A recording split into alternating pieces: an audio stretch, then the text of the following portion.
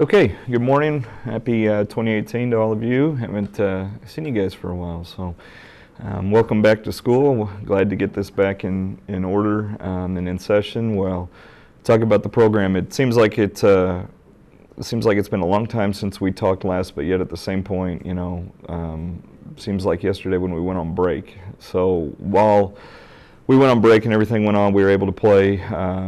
We played Grandview on the Friday before we went on break here at home. Had a nice battle with them. Dropped it by 4 here, and then went on break and had 12 days before we played again. And then when we played again, we went at William Jewell, played Ray Peck, who we had seen previously at our tournament. We were able to beat Ray Peck by 16 at Jewell in the opening round game, and then had a rematch with Grandview, who we had played here right before Christmas break, and had a really nice bounce back and played really, really well in a game that was a high intense, high level game. We're able to get them by 3 and beat them and advance to the championship, where we eventually lost to a really good Oak Park team in the championship. So we also then had some time in between games and went out and played Baser Linwood last Saturday. We stunk, got beat. They hit a bunch of shots, and so we got to regroup. And then our schedule's been goofy, where we play all those games right in a row, and then had a week before we played again, and then we had 6 days before we play again, and then we go and we play Friday at Park Hill South, number 9 team in the state. And then we'll have the tournament of the North Kansas City tournament that's just got an incredible field. So lots going on in our program, and lots will really start picking up here in the next couple weeks, and we're certainly excited about it and look forward to seeing where we can go with it. So with that, turn it over to you all for questions. What was different this year from last year to place higher in the Jewell tournament? So in comparison, I think the team came ready to play in the opening night. Last year we played center, and they beat us by like 400. But the thing about the center game is I don't think the group came ready to play after break. This year's group, we had a couple really good days of practice before we played. And so we were able to maybe withstand some adversity and play through some things a little bit better. And that gave us some momentum. But then the familiarity of opponent probably helped. We had already played Ray Peck. We had already played Grandview. So to have familiar opponents was something that I think gave our guys some comfort, and then they were able to capitalize on that. Is there anything that you would have changed to change the outcome of the championship game? Things that I can control, things that I couldn't. The best thing would have been if Ochai Agbaji didn't get on the bus for Oak Park. That would have helped. But he got on the bus and showed up and showed why he's probably the best player in Kansas City. So he's really, really good. Our offensive efficiency was pretty lousy, but Oak Park had a lot to do with it. When you play in a championship game, there should be 2 pretty good teams. Should be really good athletes on the floor. Should be teams that execute. And credit to them. They executed well. They hit shots. We didn't. They got us out of stuff. And then they had a player that took over. But we had a really, really intense high-level battle with Grandview in that semis. And when I look back on the tape and watch it, I think some of the fatigue of that game might have carried over a little bit. Now that's an excuse, but it's also the reality of kind of what took place. So there's a chance that we could see Oak Park again at the North Kansas City tournament here in a couple weeks. There's a chance that as districts unfold and things play out with there, you never know when you're going to see them again. But I think that they're terrific, and they were a very, very deserving champion, and we just came up a little bit short. What's your biggest goal for the program in 2018? I hope that I just want to see us keep getting better. We played really well early in the year. Then we hit a little bit of a lull.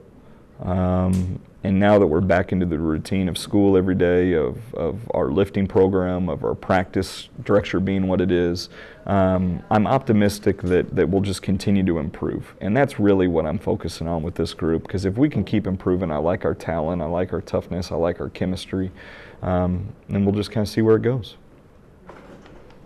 How are you preparing for Friday's first conference game versus Park Hill? Yeah, well, so our assistants have done a terrific job getting some reports and some film and stuff ready on South. We've had some subtleties in the practice plan that maybe the guys don't even realize as far as things that we got to prepare for with it. But you know, South's a tremendous opponent, and we've had some terrific battles with them over the years. But we'll prepare, you know, with a focus and with an intensity to us so that we're ready to play. How is your team looking to bounce back after the loss Saturday? You know, I think they're eager. You know, I mean, we gave up 10 threes, and when I say gave up, I mean the opponent hit. I don't think that we gave them up, but they hit 10 threes, and then they hit 10. They're 10 and 19 from the foul line, so 40 of their 50 points came from the three-point line or the foul line. And we just didn't shoot it well. So I think they're eager to play because I think that performance statistically looks to be a little bit of an outlier, but then also just in execution and performance, I just don't think that we were as good as we can be. So they're eager. They're excited to get out there and play again. What does the team need to do to stay consistent game to game? Well, so that's a really good question, and that's something that I've been asking myself and the staff over the last week. So my answer to that is just to emphasize, emphasize the things that we do well and do them better, and then individuals play to their strengths. If we're able to be who we are and do it well, and if our players are able to play to their strengths, then I'm optimistic that those two things will click and gel, and we'll be able to steadily ascend. As a coach, what are some things you can tell or remind your players, like when their shots aren't falling or they look like nervous on the court? Like, what do you say, like in the huddle during break? Yeah, Jake, it depends on the player. I mean, sometimes I'll make fun of them, poke a little fun at them, get them to relax and smile. Sometimes I'll get on them. Sometimes I'll tell them, if you're worried about your shot not going in, then stop shooting.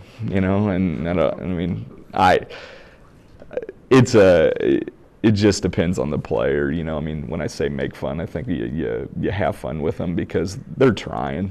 I've never met a player who has played at the level that we're playing at who's trying to miss shots and not play well.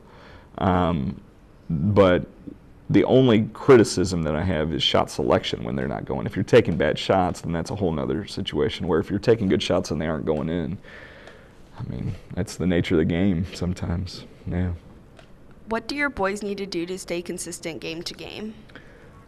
I think I addressed it earlier, but just stuff like playing to their strengths, and allowing us to,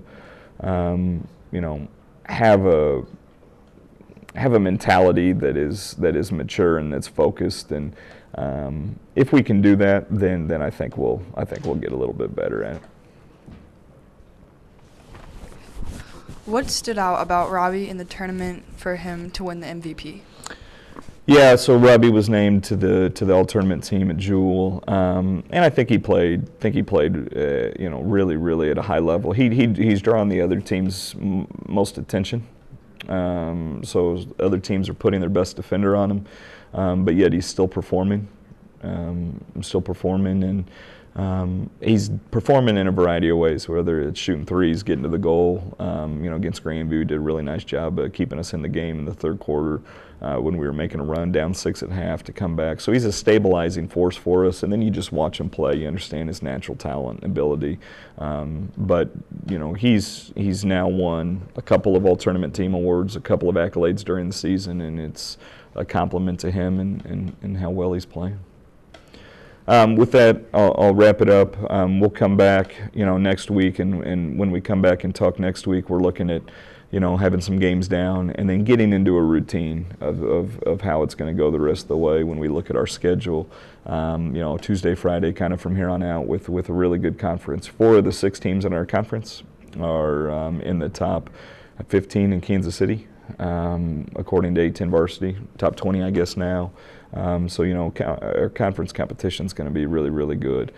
And then the other thing is just our players are hopefully going to be more comfortable, more confident as the season progresses so that we could steadily progress. So look forward to catching up with you guys, and we'll go out there and play our best on Friday and see what we can do versus Park Hill South, and then hook back up next week and catch up. Thank you all.